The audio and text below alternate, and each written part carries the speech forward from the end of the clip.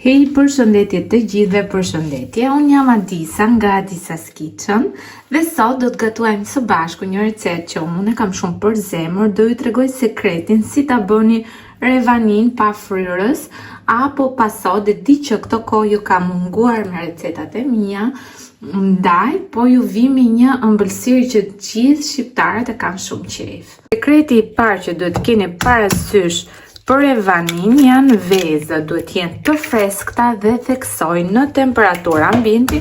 Ne do të përdorim 6 vezë, gjithashtu dua t'ju kujtoj nëse jeni të rinj në kanalin tim, mos harroni të bëni subscribe e të shtypni butonin e zilës, kështu do të njoftoheni për çdo recetë të re.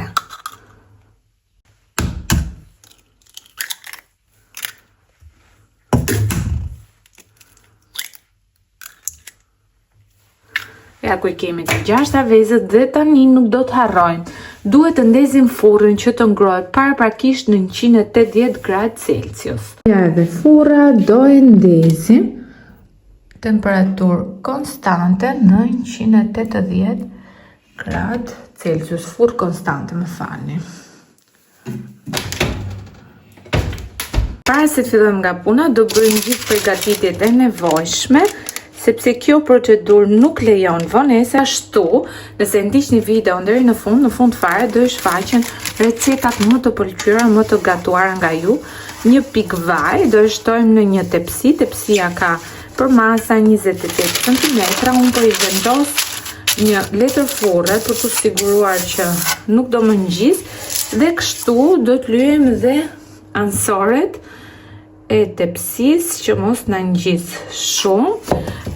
Gjithashtu do na duhet një spatull, një rase vezësh dore, një rase elektrike. Vazhdojmë bëjmë gati të gjithë përbërësit e tjerë, masat do I bëjmë me lugë.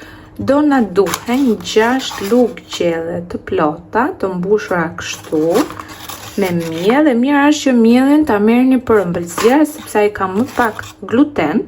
Kështu ëmbëlsira do të fryhet më mirë dhe gjithashtu ta sitni pas ta përdorni, kështu siç po bëj dhe unë. Tek e njëjta sit ku kemi shtuar miellin, do të shtojmë edhe 2 lugë gjelle të plota me nise shten. Nise shteja bën revanin më të shkrifut dhe më të kulluar.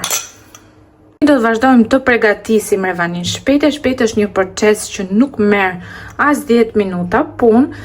Gjëja tjetër që ka shumë rëndësi pas faktit që vezët duhen në temperaturë ambienti dhe furra duhet të jetë ngrohur, paraprakisht është rrahja e vezëve me sheqer. 6 vezë, 6 lugë gjelle të plota me sheqer duhet të rrihen derisa të krijohet një shkum e plot, e zbet dhe e lehtë. Po nuk e bët mirë këtë proces, revania nuk do të bëhet e mirë. Do të bashkojmë me vezët shumë pak krip me majet e gishtave. Kripa sugjerohet nga të gjithë pastiqerët sepse rrit qëndrueshmërinë e vezëve, por përveç kësaj balancon shihet në ëmbëlsirë. Çdo ëmbëlsirë bërë nga pastiqer profesionist ka pak krip. Pra ngadalë pa ndërprer duke shtuar sheqerin, duke rrahur.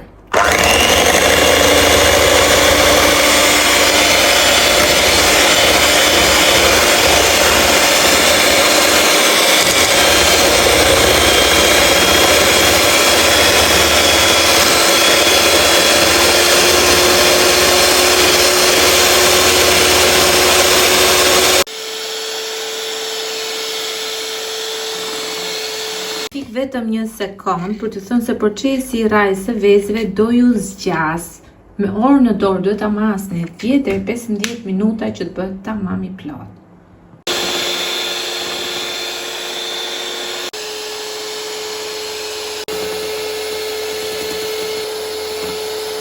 Shikoni pak, kjo duhet jetë konsistenca e vezëve me sheqerin pasi ka përfunduar koha e rrahjes së tyre. Tani detyra jonë është këtë strukturën e vezëve që kemi krijuar ta ruajmë kur ta bashkojmë vezën me miellin, prandaj nuk do e përdorim më rastin elektrik, por do të përdorim vetëm rastin e dorës. Tani me kujdes, duke rrahur me rastin e dorës, do të shtojmë nga pak miellin e përzier me nise shten duke e situr dhe duke u kujdesur që këto vezët që ne i formuam për aq kohë dhe me kujdes mos na çfryhen. Shtojmë nga pak nga përzierja e nisë shtes me mielin dhe përziem me kujdes me rasin e vezëve. Ndërkohë furra po na pret aty e ngrohur dhe me njëherë sa po të fusim revanin të na piqet, do fillojmë me përgatitjen e shërbetit. Kjo pra është ajo revania e famshme që bënin gjyshet tona dikur, ne nga Shqipëria mesme, kështu e quajmë, unë jam nga zona e Durrësit, por do doja shumë që edhe ju të ma thonit në koment se si quhet, sepse disa më thonë jo, kjo nuk është revani, kjo është kek, kjo është pandispanj. Nuk, do më thënë receta është kjo, por emërtimi çdo zonë ka emërtimin e vet. Në zona të ndryshme quhet ndryshe. Me kujdes dhe me shpejtësi vazhdojmë me përzim derisa ta mbarojmë të gjithë sasinë e miellit me nisë shten.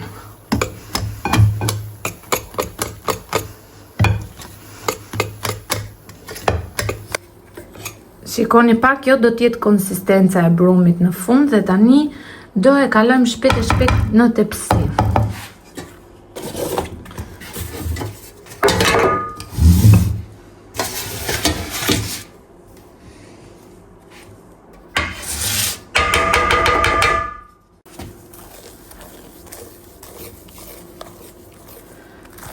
E kalojmë shpejt e shpejt në tepsi dhe me njëherë në furrë për të pjekur në 180 gradë Celsius, të paktën 30 minuta, dhe 30 minutat e parë nuk do e hapim furrën absolutisht sepse na ulet volumi i vezëve.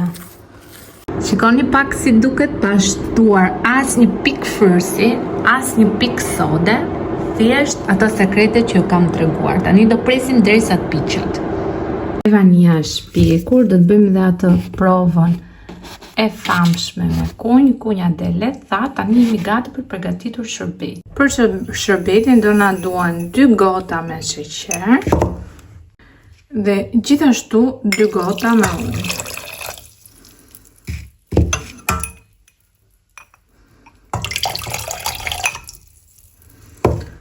Shtojmë pak lëkurë limoni dhe rreth 1-2 lugë gjedhe.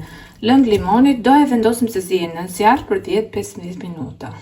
Unë kam kthyer revanin të ndys për t'i hequr të letrën dhe tani do e kthejmë po prapë nga ana tjetër. Fare mirë, këtë mund ta përdorni edhe si bazë për torta.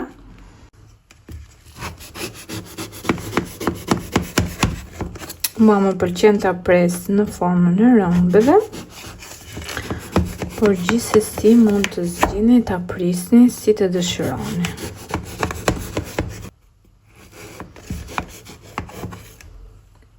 Shërbeti ka zier rrafës 10 minuta, tani unë do e fik dhe do e lë të ftohet, sepse dëshojmë shtojmë shërbetin e vakët, revanisë së vakët apo të ftohur. Unë kam filluar të shtoj si që thash, në fillim shërbetin e vakët tek revania e vakët. Kjo pra ishte dhe revania jon, tani do e provojmë. Unë kam bërë shumë revani dhe sa herë që bëj një revani them okay, kjo ishte më e mirë, nuk ka tjetër, por edhe kjo ka dalë aq e mirë sa që vetëm një herë po ta provoni nuk do hiqni më dorë nga kjo recetë, përveç se është shumë e thjesht për të përgatitur dhe me shumë pak përbërës për më tepër, ashtu siç e bëjnë gjyshet tona dikur, atëherë kur s'kishte as fryrës dhe as sot buke.